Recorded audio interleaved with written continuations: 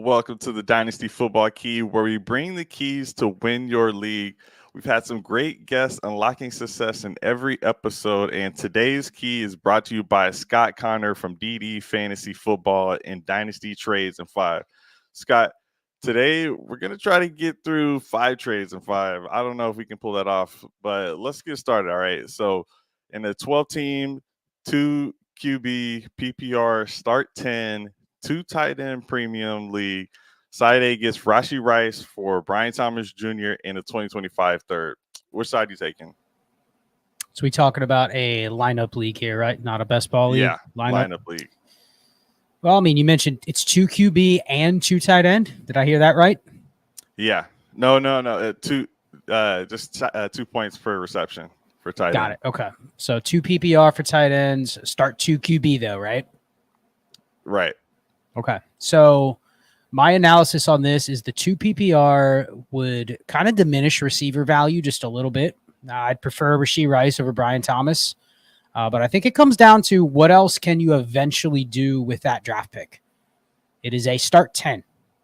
So if it is a 2 QB and it is a 2 PPR for tight ends, you are talking about flex rates for tight ends that are better than even the receivers, if that makes sense. So it comes down to how much value do you put in getting the extra pick. Now, the goal isn't to find another starter with the pick, but could the third allow you to move to a second in another deal? Could a second allow you to eventually address something else where you're trading away a piece here in Rice that, not that he doesn't matter, but I think ultimately you kind of expect him and Brian Thomas to be relatively the same impact on your team. So I actually would be okay taking the Thomas at a third if I thought there was kind of an active league with a market for, okay, can I turn that third into something else? Can I use that third in another way? Because I just don't think the receiver matters as much here, given it's 2 PPR for tight ends.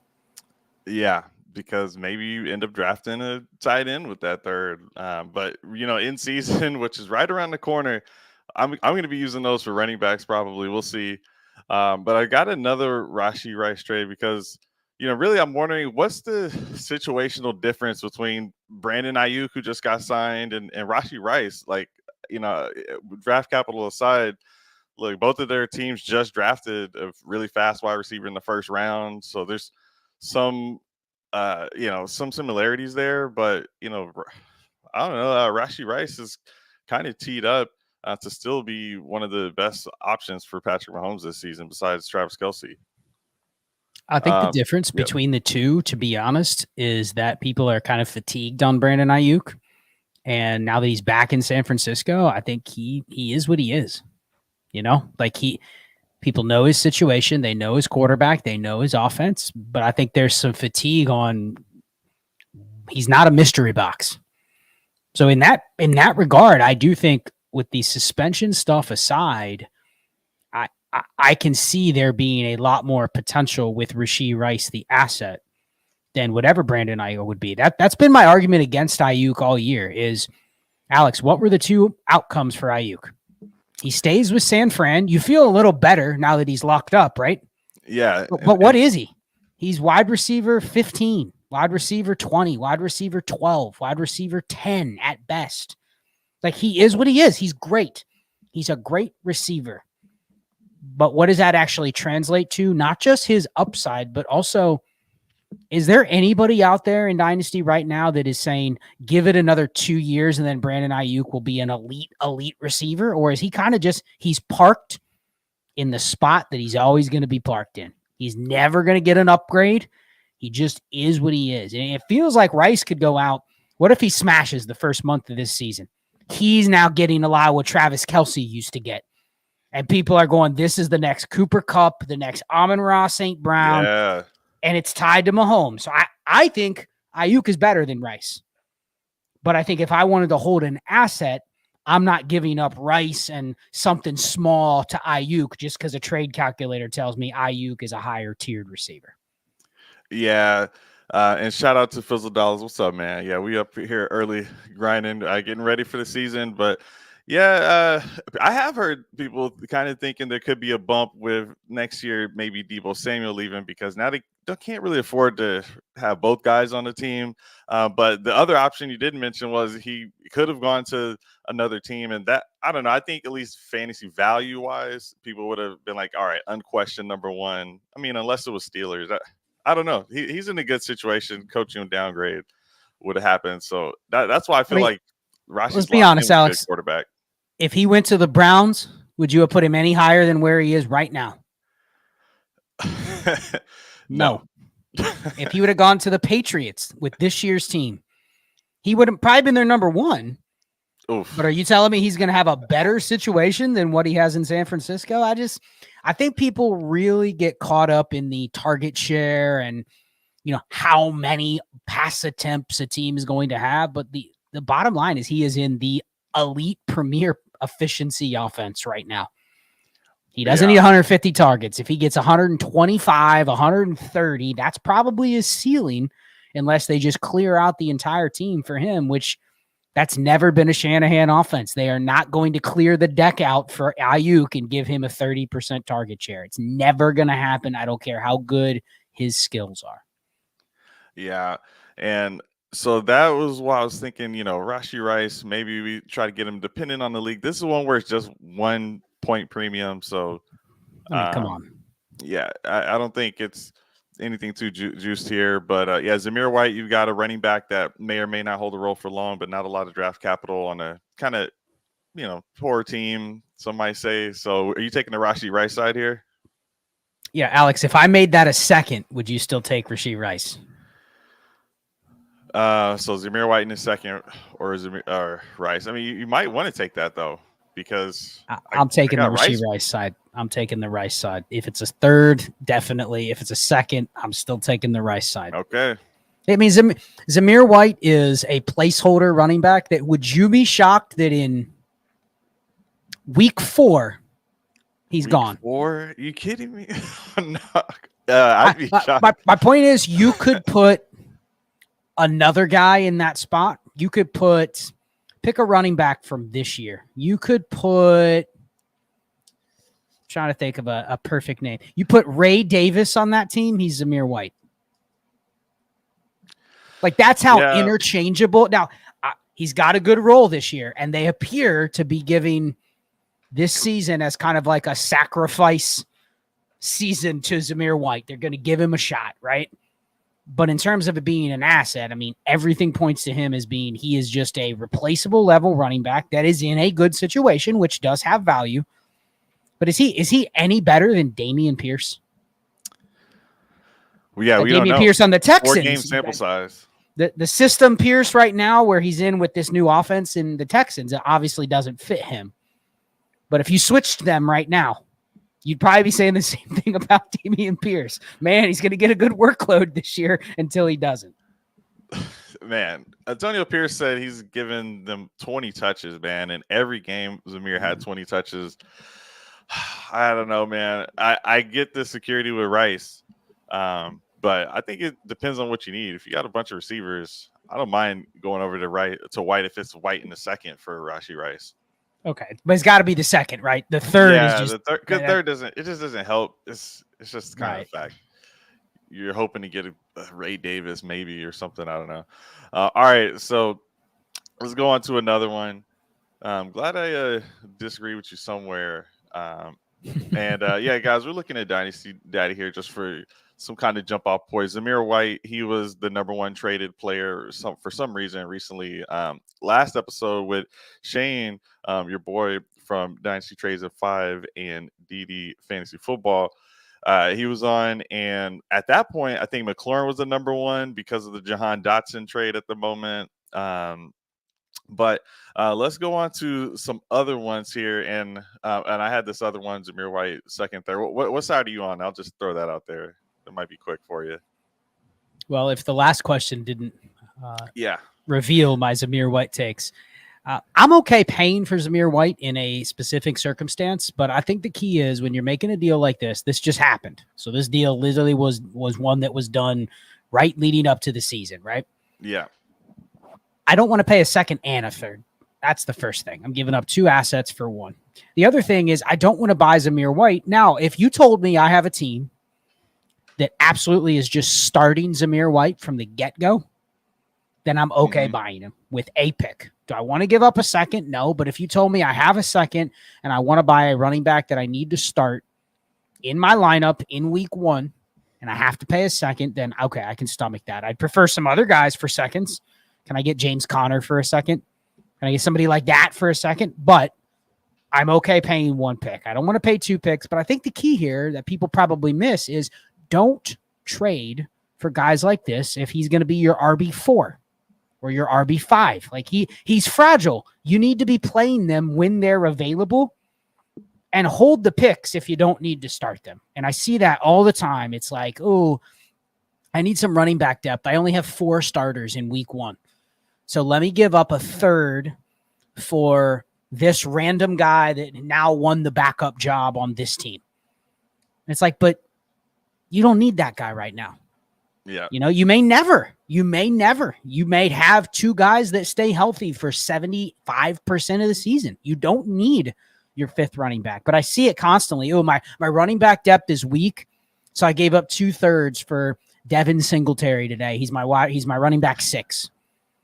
Like I'd rather have Devin Singletary than a third, maybe even 2/3, but not on that team. That team, I'd rather just hold the value in the thirds. And guess what I can probably buy if I ever need to make that move?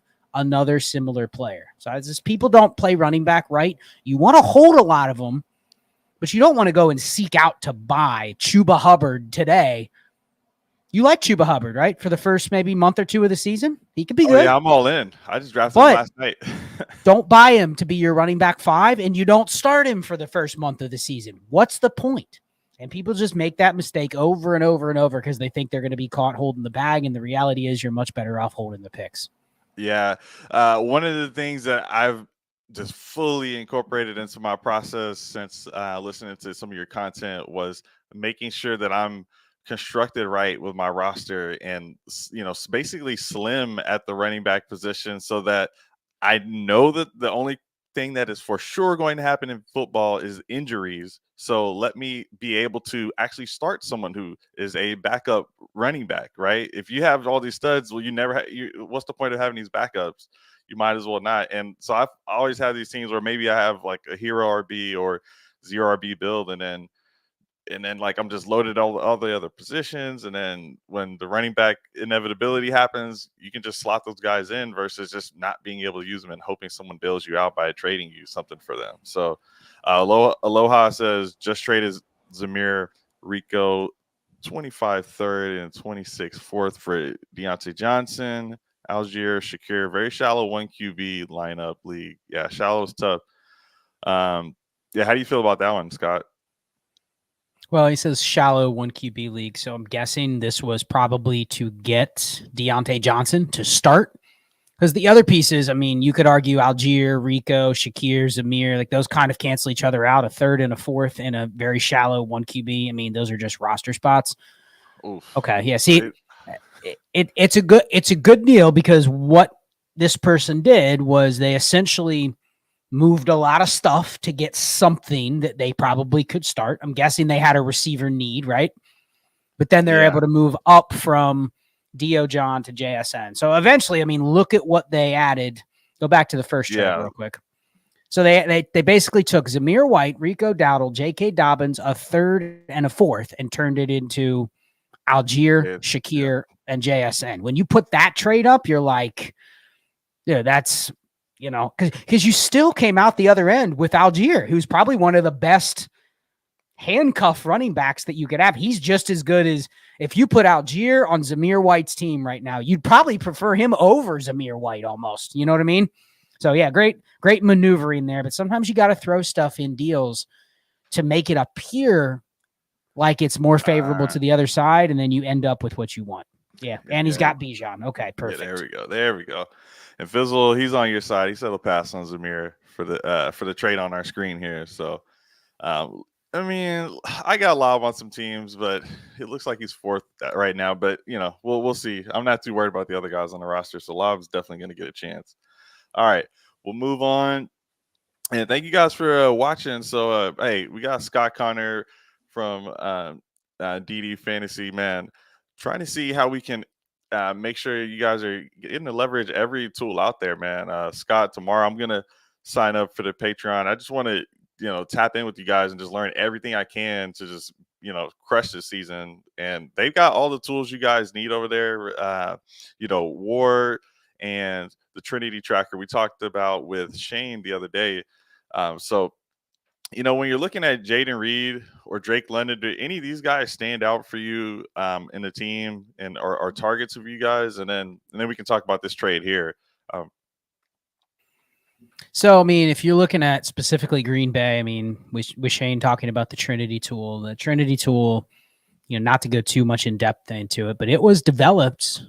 Of course, Ray is a business genius in terms of coming up with things. And, we have a ton of good ideas. And that's one of the things I respect most about Ray is that I've had so many different catchphrases, ideas that I've come up with in Dynasty over the last 5 years.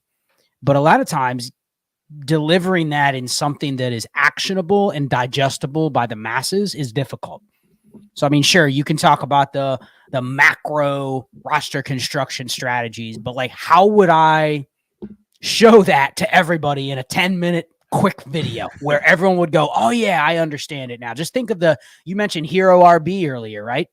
Yeah. If you had to explain to somebody that doesn't play fantasy football what Hero RB is, you'd be going deep into this theory of, why it works, and you'd probably lose them somewhere along the way, right? Because the theory you have to see it play out enough times to where you go, okay, that makes sense. It makes sense, especially if I have a lot of teams. You're just going to kind of hope the variance breaks your way. But conceptually, it's hard to visualize. And so that's where Trinity comes in. It's essentially, Trinity is just a lot of the stuff that people will cite, but it is a proprietary formula that rolls it all up. And the good thing is we have data people at DD that can test it and go, okay, is this actually vetted to be predictable from year to year? And that's the strongest part about the Trinity Tracker is there's strong correlation between what it says and then kind of the future predictions of fantasy production. Now, obviously, you need situations to go your way. So back to this trade, I mean, last year, I believe with the new Trinity, all of the Green Bay receivers were all within like 7% of each other, including Wicks. Yeah. And so you have to do your due diligence to figure out, okay, all of those guys are on rookie contracts. All of them are on rookie contracts for at least 2 more years, right? Yeah. So there is not probably going to be a lot of shuffling to the Green Bay receiver room unless somebody gets injured. But I mean, gosh, that there was even talk this offseason that the Green Bay was even after another receiver. Like they're probably going to draft another receiver here in the next year or so. And not saying it's going to be like an alpha stud receiver, but let's say they draft a second round receiver next year. You're going to be going like, man, what do I do? So I think if you want a short term, fade all the Green Bay receivers. Okay. And just say, I want to get out of them for now. And then because the problem with that is it is a good offense. Matt LaFleur, I trust Matt LaFleur. I trust Jordan Love. So I think it is a train that you do want to ride eventually. But if you said short term, I want to do this deal and make the bet on Drake London, because Drake London's the opposite. He's got everything going for him from a Trinity perspective, but he has almost no competition other than Pitts and Mooney. So I'm okay with this deal. I don't love giving up my 26 first because I'm making a long-term bet against myself. But if you told me I want to move a Green Bay receiver in a deal where I get credit for potentially an elite asset, then I'm fine doing the Drake London side here. All right. And this is why I got to tap in with you guys, because even with Shane, I was like just jumping to think, they'll probably just take the side with the first. And, we haven't fully seen it with London. But I mean, I definitely like him as a player, and just the fact that Kirk's always supported wide receiver ones. So it's a great situation and should be kind of a tight target funnel for those guys. So excited for the future with Drake London. And real quick, I was going to ask, did you have any other like running backs, or cheap wide receiver targets that you're looking for? Like, for example, Jerome Ford, Chuba Hubbard, as you mentioned earlier. These guys are probably going to start the first part of the season with the starting running back who's on IR. Is it a third round value? What are you trading for that? I couldn't find exact examples, but just for a third round pick, are you or is it a second round pick? What are you giving to get Hubbard if your roster constructed in a way like maybe zero RB or hero, something like that? Yeah, I think if you wanted to pay a second for Jerome Ford or Chuba Hubbard, it has to be on, again, the team that those guys are going in your lineup. Okay. You've essentially pared down your entire roster, and you need that to start. I'm not excited to pay a second. I'd rather try to get something for cheaper. Can I get one of them for 2/3? Can I get somebody like that for a little bit cheaper? Can I throw in, I don't know, think of a running back that is a tier lower than those guys, but is probably going to be on the field in week 1? I mean, these are gross names. Ray Davis again. Well, Ray Davis is more expensive. Jamal Williams probably going to be on the field in week 1. Yeah, he's probably the second on the Saints right now with Kendra banged up. Listen, there could be a world where Jamal Williams scores more touchdowns this year. I mean, I don't want to start him, but listen, if you told me I have to pay a second for Chuba Hubbard, or I just start Jamal Williams, and it's week 1, and I'm assuming if you're built like this in Dynasty, you already have a pretty strong team. Like, you're rolling out, a stud tight end, 2 good quarterbacks, enough receivers where you got some firepower. You're looking at that second RB spot and you're going, dude, if I can just get 7 points out of this guy, it's a win. And I don't want to pay a second for Chuba Hubbard to give me 12 points. So that's where I'm just hesitant, unless I absolutely identify this is the best bang for my buck. I don't want to buy guys like Jerome Ford or Chuba Hubbard. This is the worst time to buy him, Alex, because that everybody now sees, man, Jerome Ford's going to get work to start the year. And it's like, yeah, but it's probably only going to last a couple weeks. And unless now, if you want to pay a second for Jerome Ford, you're probably going to get 4 to 8 weeks out of him at least. And that is worth a second. If he's good, if he gives you RB20 numbers and you get 8 weeks of it, that is well worth a second. But just plan on, you got one bet like that to make. So just don't make it lightly and shop around. All right. Thank you. And real quick, Andrew Johnson asked, send Burrow in a second for Jefferson. I'm guessing Justin Jefferson. And we're going to talk about your Bengals here in a moment. I mean, we could dovetail right into that right now because, man, I've been wondering, with this team who's been to the Super Bowl before as a young team, okay, I mean, come on. Is this the year? Is this the Super Bowl window for the Bengals, Scott Cincinnati Bengals? Is it going to happen this year? And then we can address the question. I mean, the pragmatist in me says that no, it will not happen because there's only 2 teams that make the Super Bowl and there's 32 teams in the league. Now, are they one of the dozen teams that probably have a better chance than most to make it? Yeah. But I think it's so hard to get there, man. Like, you have to, I mean, their problem the last couple of years has been they start off slow. And then they're facing, they didn't make the playoffs last year, obviously, because Burrow was injured. But I do think they were on their way to making it because he came back, that Niners game where he smashed them. I mean, that they probably would have made the playoffs if he would have stayed healthy. But they were also not going to be a team that had home field advantage. They probably were going to be a wild card team because Baltimore was better than them. So, they got to start off hot, man. And that's what the Jamar Chase stuff is kind of a little worrisome because, Burrow has been fine in the offseason. This is his first year where he's been ready to go. Says he's feeling better than ever. Now we'll see if that's true, but they just can't afford to start 2-2. Because their schedule's very easy to start the season. They play the Patriots at home. If you struggle in that game, we're in trouble, right? That's about as easy as it gets to start the season. Then they go to Kansas City. And I'll just say, I think that is the game. I wouldn't be shocked if Jamar sits out the Patriots game. That could be his message. He'll be at the stadium because it's a home opener. That will not be a good look if he is on the sideline, not playing in the Hope opener. But I think they can win that game without him, right? But then they go to Kansas City, week 2, CBS primetime game. If he's not there and their offense struggles and they lose that game, then you have to truly think, all right, that's the benchmark, right? They've already lost to the Chiefs head-to-head. What are the odds the Bengals are getting home field advantage if they lose that Chiefs game, given how hard their division is versus the Chiefs? You know what I mean? Like, they're 2 games in. They're already behind the 8 ball going, man, we got to be better than Baltimore. We got to be better than Cleveland. If we're not, we're a wild card team, but we've already lost the head-to-head to the Chiefs. So we'd have to go to Kansas City in the playoffs if we play. Like, I think it'll come to fruition very quickly that they need to get Jamar in there. So they have a Super Bowl window, bro, but like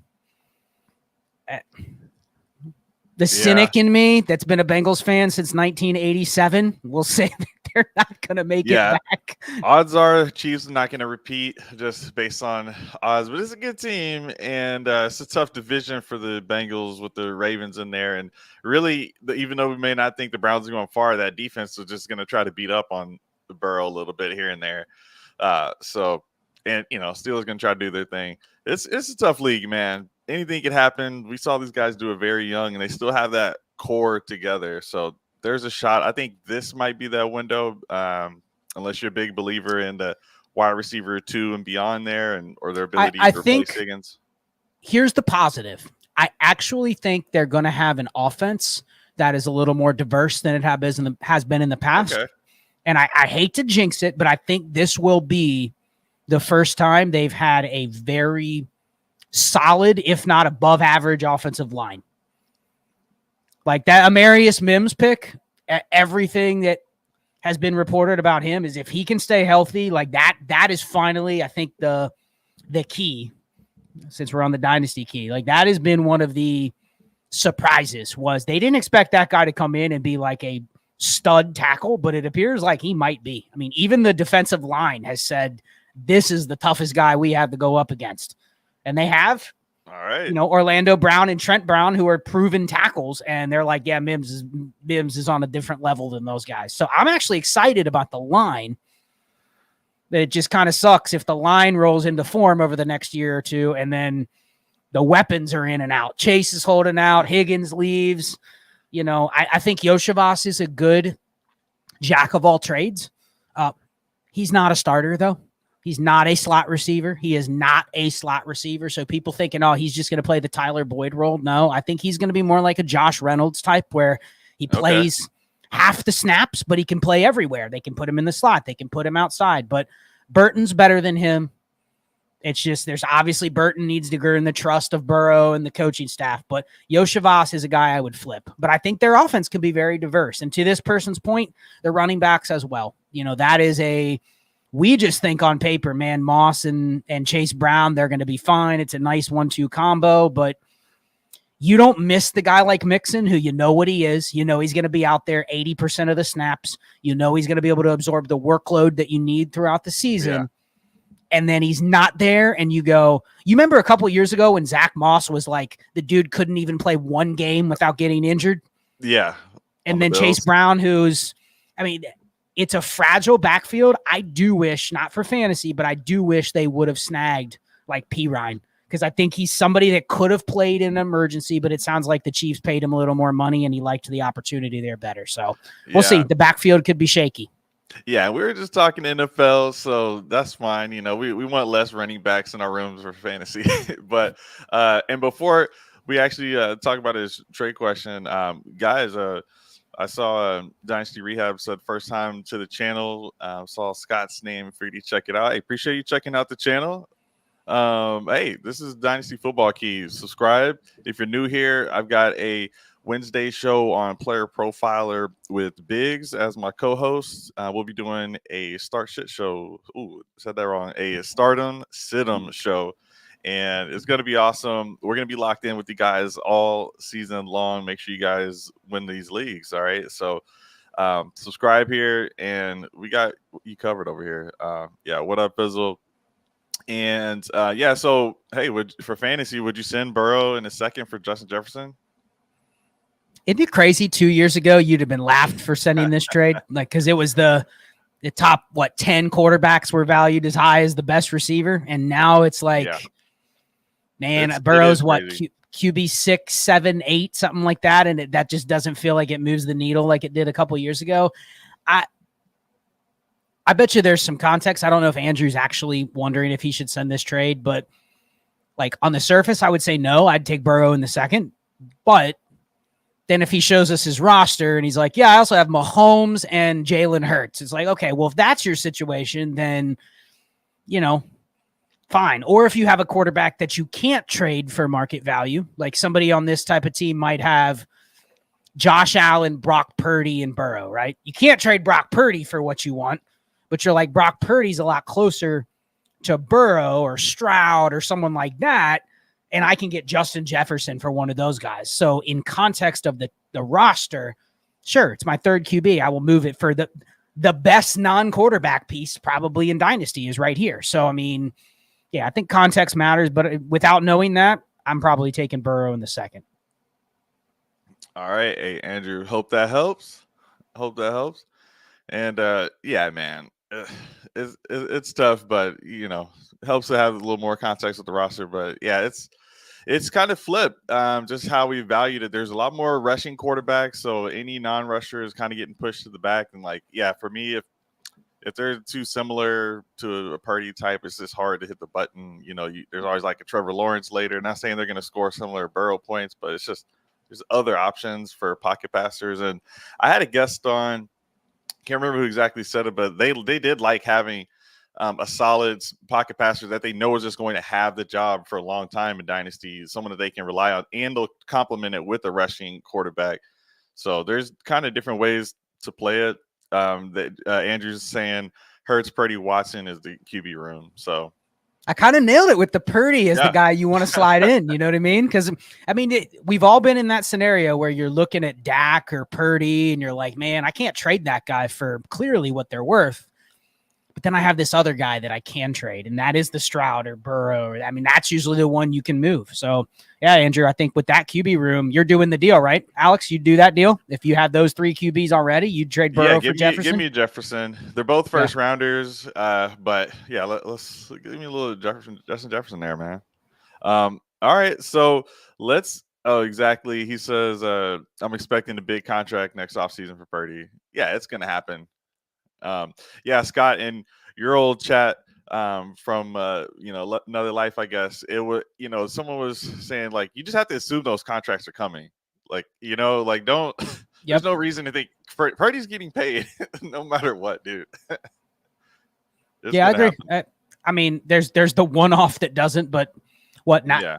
99% of the time it does happen somewhere, whether it's the team that has them or like in Dak's case, like Dak's going to get a contract, a big one, a real big one. It just might not be with Dallas, probably not going to be with Dallas, but any fear of like, oh man, he's going to be out on the street and not have a job. It's like, no. All right. Hey, we're cooking up. I'm excited.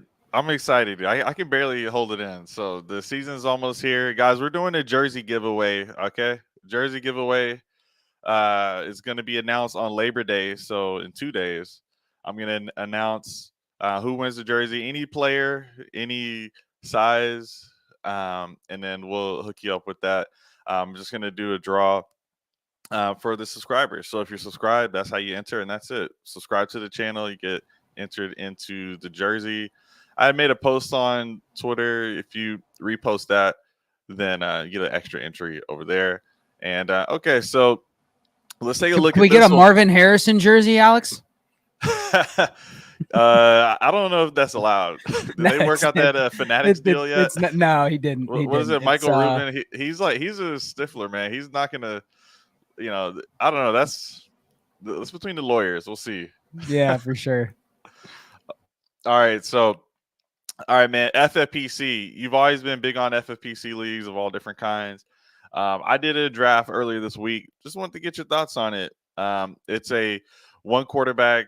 It's the Fantasy Pros settings, Fantasy Pros Championship, and So tight end premium, I think 1.5 point, 2 flexes, 2 wide receivers, 2 running backs, 1 quarterback, 1 kicker, 1 defense.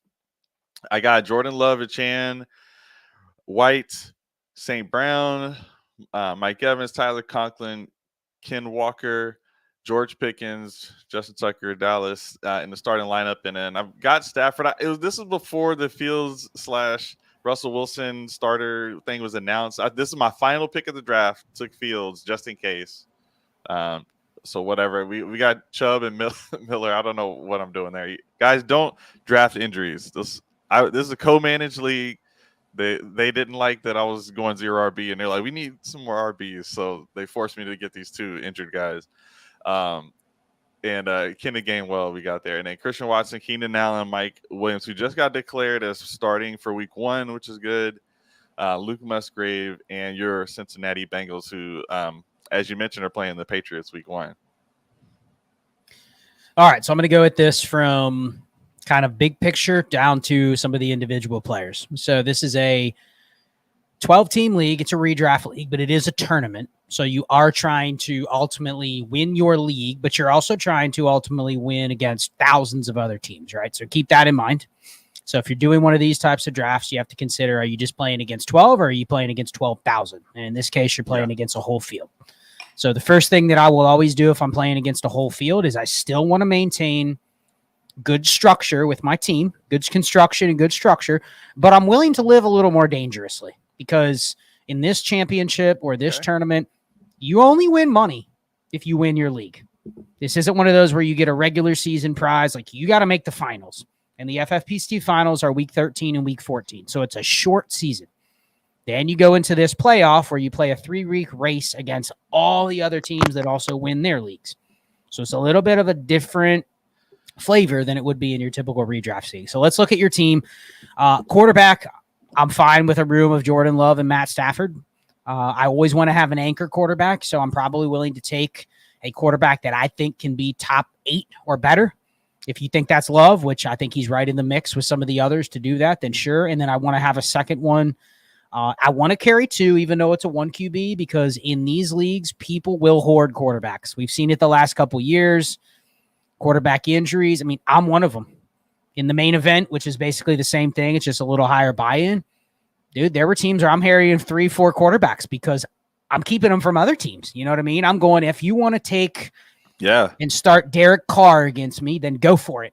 But that's the only guy available. And you would think that's crazy in a 1 QB, but people will do it when there's a lot of money on the line. You'll see the team that has, last year, CJ Stroud was on waivers. That was my team, dude. I already drafted Lamar, and then I pick up Stroud, and I'm like, I don't even want to pick him up, but I can't just leave him there. And, exactly. And that was me. I picked up a ton of Stroud in those leagues, and, I'm usually making a tough decision whether you end up either playing him or not, but you also don't want to give somebody else that free dice roll when you had to pay for yours. So I'm fine with Love and Stafford. Fields is an easy drop. You probably drop him. Okay. But I think it was appropriate to draft him because had he won the job, it gives you a little more flexibility against, okay, maybe I don't want to keep Stafford or something like that. It gives you more flexibility. I'm totally fine taking a guy like that because, again, you're shooting for the extreme outcome, which would have been the case if he would have been named the starter. So if quarterback's fine, you probably only want to carry 2. Now, let's say Fields gets in there in week 6. If you start to see kind of it trending that way, pick him up beforehand, right? Like you can add him back. Drop like maybe now or after week 1 just to see what happens with Russ, and then I mean, there's later. There is waivers that you can drop him week 1, but I would probably be dropping him at some point when I need the roster spot. So quarterbacks, I only want to carry 2, but as the season goes along, I'm fine adding a third, especially if it's somebody that has what I don't want to do is add a third and it's Sam Darnold. Doesn't help me. Like that. Those guys can stay on waivers. The bottom 8 QBs can stay on waivers. My teammates or my league mates can stream those guys against me. If they beat me with Derek Carr or Sam Darnold, then so be it. So that's the first thing with QB. Let's go to the tight ends because I think the tight ends might be something I would nitpick here because now, do you think Luke Musgrave can be a top 12 tight end? No. Okay. So why did you draft Luke Musgrave? Because I waited on tight end and I got bullied into taking another tight end. But okay, and the reason I asked you that is I actually think Tyler Conklin, if there is a tight end outside the top That was 12 my that pick. could finish top 12, I actually really like Tyler Conklin. So if I'm punting tight end, and here's the funny thing about FFPC, it's only 1.5 premium, but the beauty of tight end right now is there's 11 tight ends if you take last year's results of the players that finished in the top 10, and then you add Brock Bowers in there. There are 10 tight ends last year that finished, other than there's a few that just didn't do it because of other reasons. But if you count the last year's tight ends, like the top 11 tight ends off the board right now, if everyone plays nice, guess what, Alex? Everybody can have one, right? You can have Mark Andrews. I can have Kyle Pitts. Someone else can have Evan Ingram. Someone else can have George Kittle, McBride, Laporta, Ferguson, Bowers. Like, everybody will play nice. So if you're in one of those rooms and some asshole doesn't take 2 tight ends in the first 3 rounds, which throws off the entire market, I'm actually fine waiting and getting the back end of that tier. Give me Njoku or Ferguson. I'm totally fine with that because I think that in round 5 or 6 or 7 compared to McBride, Laporta, Kelsey in round 2, it's not worth the difference, right? So I'm either doing that or I'm taking 2 outside the top 24 that I think can be top 12. Conklin is one. I don't know about Musgrave. So that's the only issue I have is I like your strategy of taking 2, but I just think you have to have conviction on the 2 you take. Is that Noah Fant? Is that Kylan Granson? Whoever it is, Hunter Henry, you pick. But that would be my strategy. You're either getting one of the top 11 if the room allows you, or you're taking 2 and you know you're just going to have to platoon. But really what you're hoping with Conklin and Musgrave is that one of them emerges and it's a clear-cut starter. You don't want to have to guess on which one's going to get a touchdown, which one's going to get 3 catches. You know what I mean? Yeah. So I'm okay with it. I just don't like the Musgrave pick, and that's why I asked you if you have any conviction on Musgrave. It sounds like you really don't. No, but when your first tight end's Conklin, your co-manager gets a little nervous. Look, 2 rounds late. No, in the 14th round, Henry goes, we got Musgrave in the 12th. It's kind of early. We probably could have used probably a running back. You know what I mean? Something like that. Yeah. Well, and that I would have leads rather to had Likely, honestly, but that's just me. It was just he's not starting, so I don't know. You got to pick your bets. It's not for you and I to say Musgrave is or isn't, but I think it's the construction that matters. So I'm fine going with 2 late tight ends. Let's talk the receivers here, because obviously you went Amon-Ra in the first, right? That was your first round pick. Yeah, and then we're picking from the 8th spot. So you're picking from the 8th spot. Here's what I would have done. I'm fine drafting Achane. I assume you took Achane in the 2nd. That was your 2nd rounder? Yep. Okay. So I think the one thing that you maybe did that I would not have done is you went 1 too many running backs. I don't need Ken Walker and Rachaad White. I'm fine with one of them, but I would have rather seen one of those guys be a receiver that I think has a little upside. Because I'm looking at your receivers. I mean, your receivers are going to be the spot where you are chasing or hoping that they survive, right? Like you got, whether I like Christian Watson or Pickens, that's fine. I have no issue with those guys. On right teams, they're fine. I'm fine with Christian Watson with Jordan Love, right? Yeah. I would have preferred to have another receiver in there. I don't know who. Can you see your board by any chance? Yeah, I can see it. I can pull it up here in a moment, but are you looking for what receiver went after probably? Yeah, like what receiver could you have taken over Ken Walker or Rachaad White? Tank Dell goes next, Christian Kirk, then Deontay Johnson, a lot of targets there, Zay Flowers, and then obviously I took George Pickens after that. Yeah, like I would have loved to have Tank Dell or Zay Flowers on this team, especially Tank Dell. I think that's a guy maybe you don't even start week 1 over the guys you already have.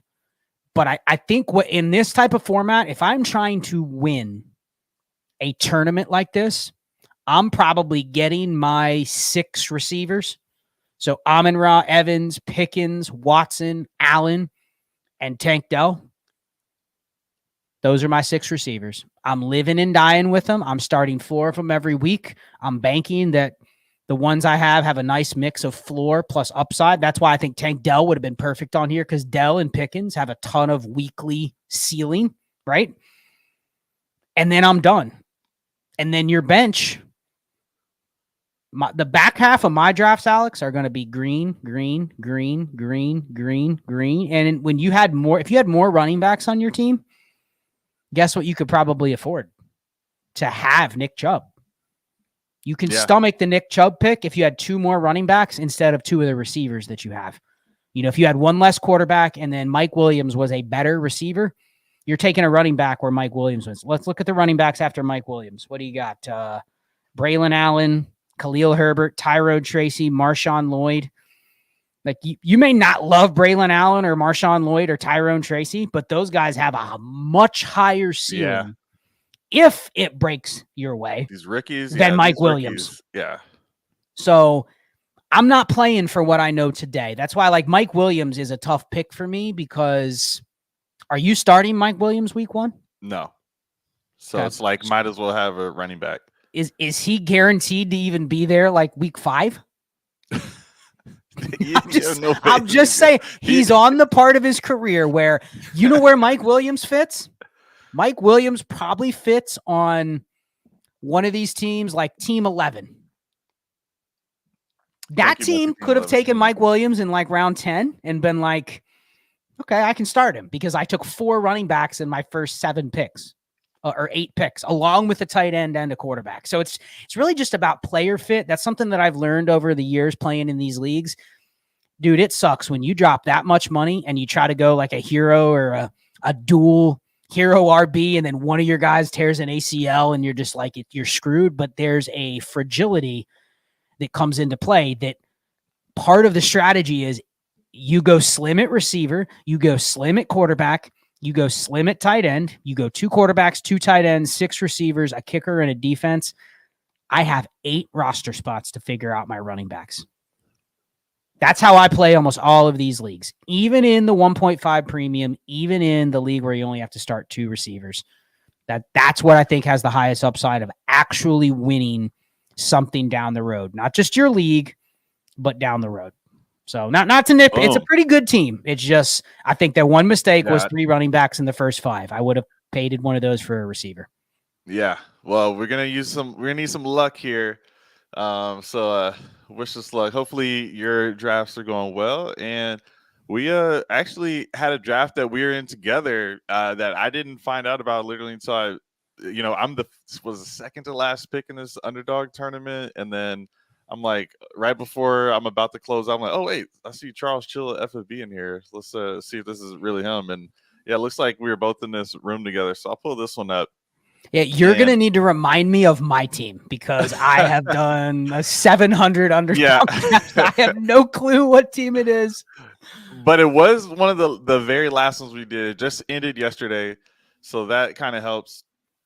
And let's see if I can get this draft board up. Yeah, so you are Charles Chill FFB in the 7th spot. So you went, I can't even go down the screen without seeing only orange here for the receivers, man. You cleaned up. So Justin Jefferson, Jalen Waddle, DK Metcalf, Amari Cooper, Calvin Ridley, Roman Dunze. This is yours in the 7th slot. Just so people know, I'm in the 2nd spot here. This A1 team got CMC, Malik Neighbors, Brandon Ayuk, Travis Etienne, Christian Kirk, Kamara start.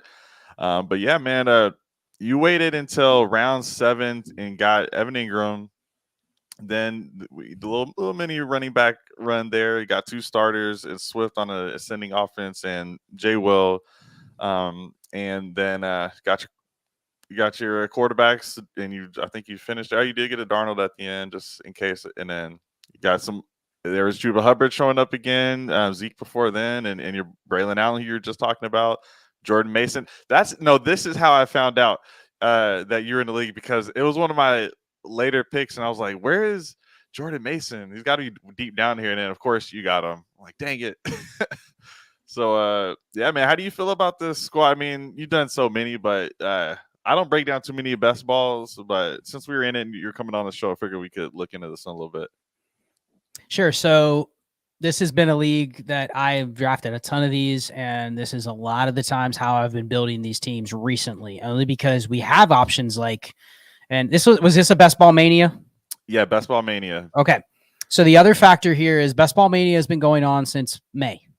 So it is a big tournament. It's almost full, but it has been going on for a long time. So the reason I'm building the teams like this later on is because I'm very confident in those first, let's just say 5 receivers, right? And it wasn't even on purpose, but I ended up getting Amari Cooper, Jalen Waddle. They have week 17 correlation, so that's perfect. I ended up getting Roma Dunze and DK Metcalf. They both play each other in week 17. So again, some correlation there. But I think the key is I want to get those receivers out of the way and not have to fish after the top 60-ish receivers. Because I think that when you're playing in a large tournament, you're going to be drafting players at the end that are lower rostered in the whole tournament, right?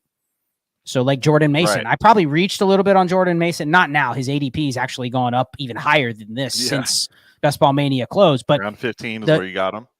Yeah, and the strategy for me was I got my receivers out of the way. As you see, this was a 3-6-7-2 build for me. I had 2 tight ends, 7 receivers, right? I took 6, and then in the end, I took Parker Washington.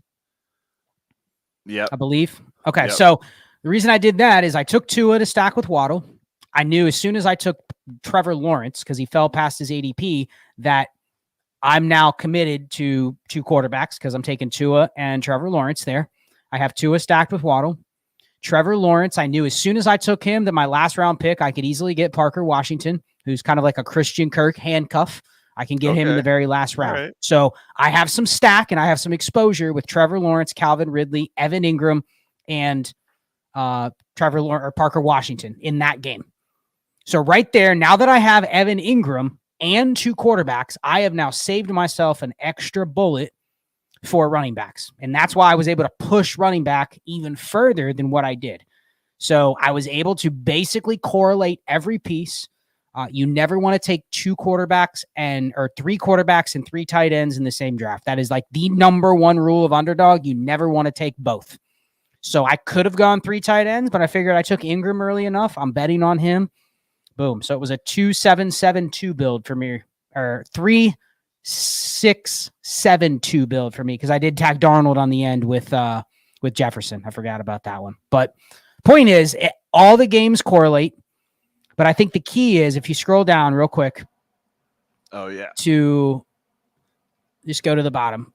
So Jordan Mason is kind of the wild card pick. And the reason that I took him there was because he's somebody that was not getting drafted in like the first 70% of the tournament. So there's going to be much less Jordan Mason to go around. Yep. If this team hits, I will have a better shot of having a Tua, Waddle, Lawrence, Ingram, Jefferson, Darnold. And Darnold wasn't a guy getting drafted a lot, right? So I think the key to winning a tournament like this is not just the right roster construction. It's not just correlation. It's not just stacking. But honestly, Alex, the 2 most important players on this team are Sam Darnold and Jordan Mason. Those are the 2 that are going to be less likely for me to have to face against somebody else that has a similar team. And that is how you win a tournament like this. This team may get to the finals or the semifinals, but if it just had your typical Matt Stafford, Puka Nacua, CJ Stroud, Stephon Diggs, like that, every single one of the teams in the semis is probably going to be riding that type of stack. You know what I mean? There might not be a lot of Jefferson Darnold. Probably 70% less opportunity for there to be a Jefferson Darnold or a Jordan Mason because he's just not on as many rosters. So that's how I view underdog. That's how you really have to view it if you're drafting. I don't know how many teams you've drafted, but I would recommend anybody that likes this kind of theory next year. You don't even got to do Best Ball Mania. Pick one of these smaller tournaments that's like a $5 entry. You know what I mean? And do, I don't know, let's say you have $500. Do 100 teams and truly do them over a period of time, like a month or 2. Yeah. And say, okay, I'm going to take advantage of what is changing as things go along and truly construct teams with a very slim outcome in mind. We could look at this team and go, this team sucks. But if it's right, it has things that could maybe kick it into another gear that other teams that have similar players won't have. Yeah, So you get those that's my unique builds. diatribe. I know I just rambled, but No, I like that. I like that. You had, I think you had one of the highest projections in there too. But yeah, with that 3-6-7-2 build, I ended up going with a 2-6-7-3 build. So I think I swapped the quarterback where you had the tight end. Yeah, everything else was the same roster wise. And guys, I think another rule of thumb is probably if you do take like an Njoku type, like I did here, you probably want to go lighter on the tight end. Um, but like I told you before, I'm in on Conklin, so he's back on this team, and took Hunter Henry as well, just in case. But yeah, with this squad, I felt okay about it. You start at the 2 spot, you get the CMC, you hope he can carry you to some degree. There's a big risk of the fact that we just don't see a lot of repeating RB1s, especially over the 3-year periods. And, after this draft, Drake May was not named the starter. I do believe he has rushing upside, and I do believe he'll play this year for sure. I have no doubt about it. And I think it'd be sooner rather than later. I've got a Kyler with the late week 11 bye, so that's plenty of time for Drake May to just somehow get in there, cover that one bye. And this is me hoping for this slim outcome. Can I survive with just Kyler and a rookie quarterback, rushing upside there? Then you got the CMC running back room really dialed in. I had Koopa Troopa on the show, and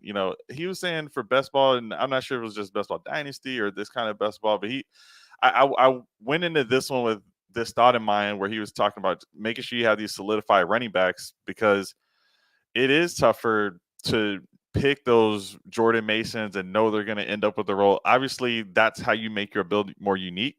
But I did want to go in, just get some guys I believed in that have a basically, potential workhorse role. No Kendra Miller behind Alvin Kamara. You're talking about Jamal Williams.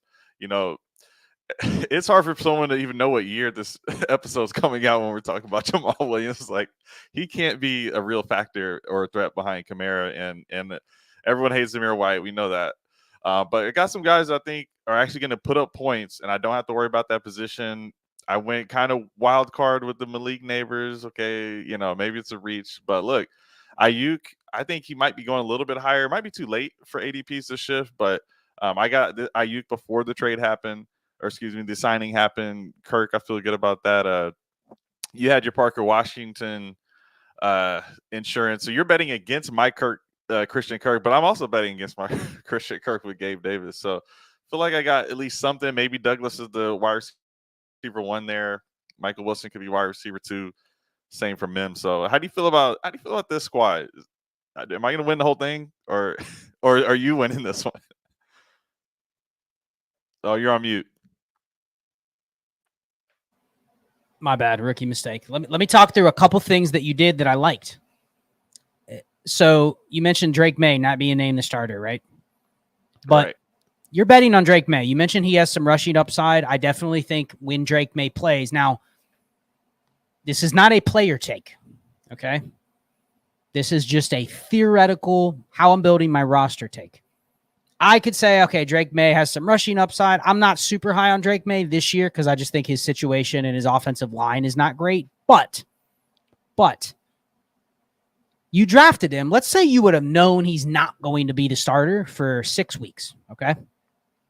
Sure, that hurts the options of you having another basically guy that can hit your lineup if Kyler has a bad game, right? That's where you only have one option at quarterback for 6 weeks. However, long term though, if you're betting on Drake May, and people make this mistake all the time, if you are going with a 3 QB build, you have to have outs with all 3 of those QBs. And more importantly, I think the theory on 3 QBs is that you want to have like triple game stacks with all of your QBs, right? So like for mine, I took Darnold, but I have Jefferson. Like you have to have the QB in week 15 that could get to week 16 but that QB had a shitty game. Does that make sense? Meaning, Right. like, if you have 3, the theory would be, okay, a bunch of teams that have Tua and Trevor Lawrence, if they only have 2, then they could get eliminated in week 15, right? And then when they get to week 16, all of the teams that had those guys are probably not there because you only had 2 QB builds. But they could get carried in week 16, or they could get to week 16 because in week 15, Sam Darnold had his best game of the year. That is where I think 3 QBs is an advantage, is when you get to the end, there is going to be QBs that have an awful game, that play in a bad weather game. Just Joe Burrow plays in the winter and only has 8 points. All the Burrow teams that had 2 QB builds with Burrow are eliminated, right? But if you had a third, maybe that could drag the Burrow team to the next round, and then Burrow has 40 points and he wins it for you, and you're going, damn, Burrow wasn't low owned, but he was definitely low represented in the finals because all the Burrow teams got knocked out the week before because he sucked. So that's where I think 3 QB being the best, highest scoring position in underdog is crucial. On the other hand, though, if you're going to go 2 QB, what you shouldn't do is probably tack on a third QB like Derek Carr just because you're worried about Drake May. Like, you invested heavy in Kyler. Yeah. You drafted him high. That was your guy. So the other argument would be, if you think Drake May truly has upside, you're going for the slim outcome to say, all right, I'm just going to bet that Drake May gets in there and he is QB 18. If that's the case, then he fits with Kyler. So you actually doubled down on your bet on Drake May by not taking another quarterback. And I like that because it freed up another roster spot where you could add another piece. So that's a smart move by you, is that a lot of people go, ooh, I don't really love Bo Nix. I mean, I like him, but I'm going to take Bo Nix and Drake May on the same team, and I have Lamar Jackson. It's like, right. You know what I mean? Like, if you're going later like I did, Tua, Lawrence, round 10, round 11, then I can take 2. But if you're spending a top 6 or 7 round pick like Kyler, that's your dude. You know what I mean? Like, you don't need 3 because you've already placed your chips there. So hopefully people understand that, but it's a tough thing. A lot of people feel like, oh, I don't have enough QBs. If one gets injured, I'm not going to make it. But you're already betting on that. Don't insure yourself in best ball if you want to win a big tournament.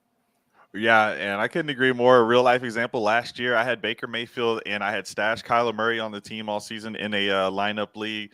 And in the playoffs, round 1, I'm over here starting Kyler. I'm like, yeah, let's go. But Baker had a better week and I got eliminated. And I literally had more points than anyone else the rest of the playoffs. If I could have just been in a best ball league where I could flip it, that would have actually saved me having Baker outscore Kyler that week. So it can be just threading the needle like that. So get in some best ball drafts. Underdog, get at me. We're going to get more and more people in this one and kill it in 2025 as well. So, yeah, don't have to break down to any of the rest of the roster, but I did have someone hating on Malik Neighbors. He's going to crush. All right, Dave. So just sit back and enjoy the show. But yeah, man, we're gonna get you out of here, man. I want to see if you can just give us one hot take, but first, just want to do some housekeeping. And guys, you can follow me on Twitter at Dynasty FK. Again, we're gonna be here every week, helping in season with your waivers and start sits. We're gonna do Q&As. So check that out. I'm going to be on Player Profiler on Wednesdays doing the Stardom Situm show with Biggs over there. So looking forward to the season. We got a jersey giveaway that I'll be doing on Monday the 2nd here. So all you got to do is subscribe. And want to absolutely thank you, Scott, for jumping on the show, and to you and all the team at DD Fantasy Football, Dynasty Trades and 5. Clay over there is an amazing host, one of the best. So guys, Charles, or excuse me, Scott, tell the people what else you guys are cooking up, and then after that, I'll tee you up for a hot take. Yeah, I mean, you already mentioned it. Dynasty Trades in 5. We stream every Tuesday night. Check out ddfantasyfootball.com, our new site that just launched this past week. Rebrand, now DD Fantasy. Used to be Destination Devi. It's got a lot of tools. I mean, we have the exclusive deal with Dynasty Daddy, who's creating our tools. And, the tools we have up there are kind of revamped versions of the WAR and Trinity that you already mentioned.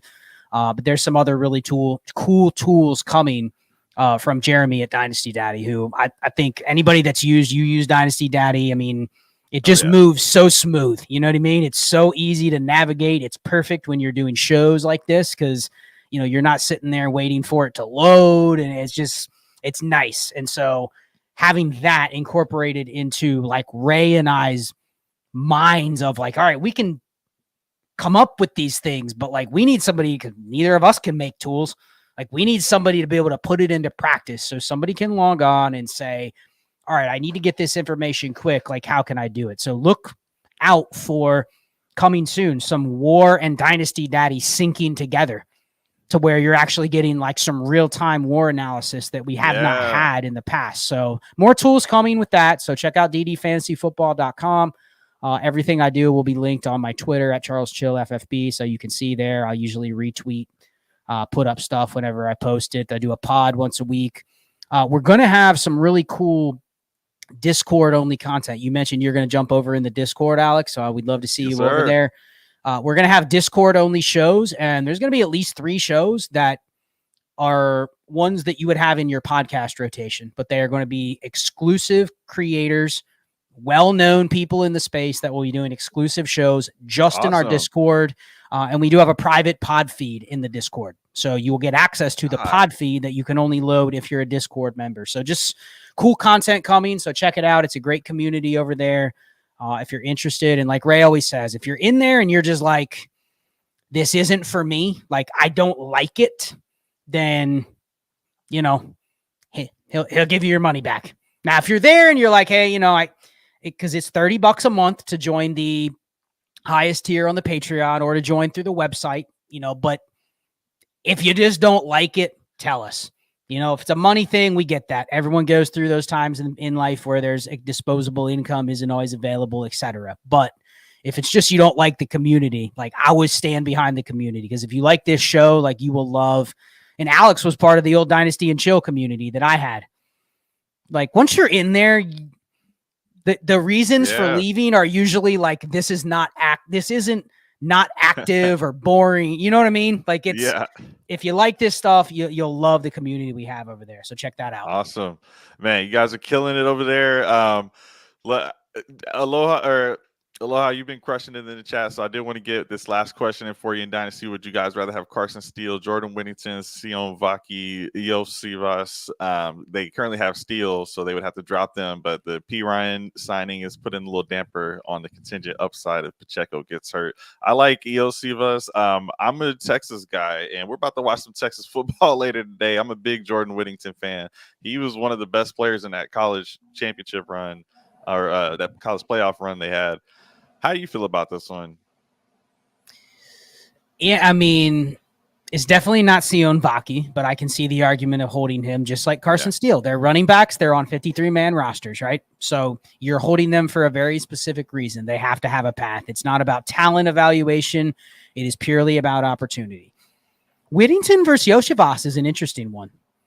I would probably lean Whittington, but they're in very similar situations. I do think the resale value could be quicker on Yoshivas if Chase doesn't play. Then Yoshivas plays a bunch in the first week or two. People will go, okay, I like this guy.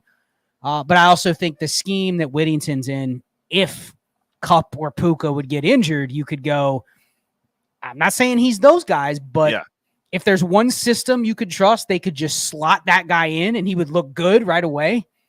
It would be the Rams. So I kind of like the 2 receivers there. I think there's paths for both of them, and the running backs are, I mean, you know what you could probably find is another guy like Steele or Sion Vaki on waivers at any point. So I'd prefer the receivers, and I'd probably lean Whittington unless the plan is to kind of sell Yoshivas in the next month or so. All right, so we kept the people waiting long enough. Scott, I'm going to hit the outro right after you give this hot take. I don't need any more explanation after you give it. I mean, you do a great job at that, but just drop it on us. Give us some heat. Give us a hot take to take us out of here. Hot take. We are going to completely view the receiver position totally differently at the start of the 2025 season. So our 2025 off season. So I'll just say that.